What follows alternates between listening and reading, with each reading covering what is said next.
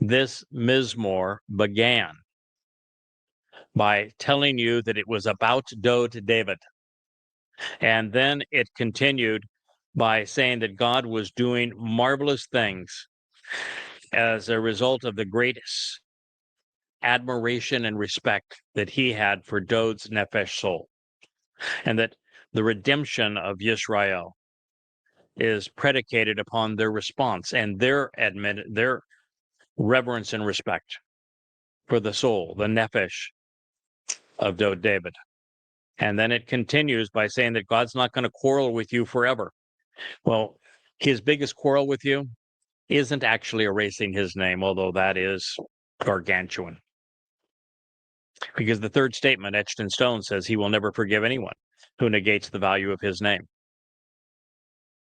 So that is a litmus test that is a hard stop that says if you're not willing to accept and use Yahweh's name, you have no place in heaven, no place in his family, that you cannot be saved. In fact, you have guaranteed that you will not be saved. But his biggest quarrel isn't actually his name.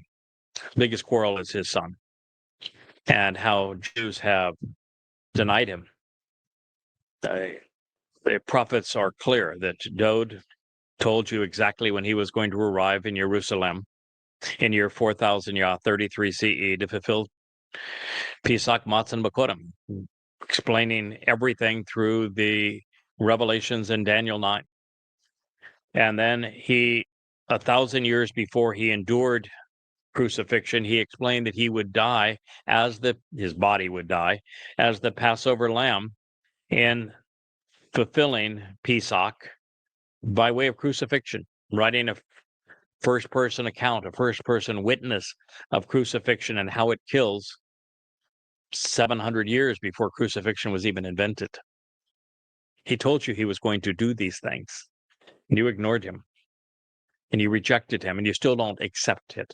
It's one thing for a man to be so compassionate, so courageous, so as to volunteer to fulfill Passover and Matzah.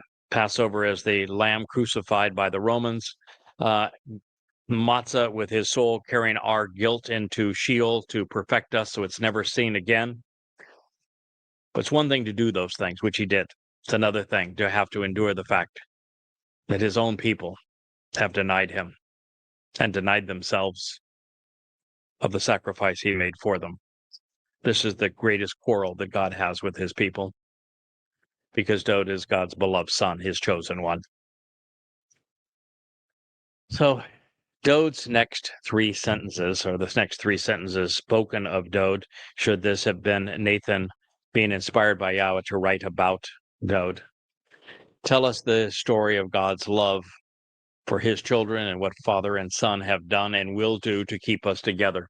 They speak of love beyond our comprehension, of mercy so far-reaching our rebellious nature becomes as distant as light is from darkness, as 7 dimensions are from 3, and as different as the sun is from the black hole of Sheol.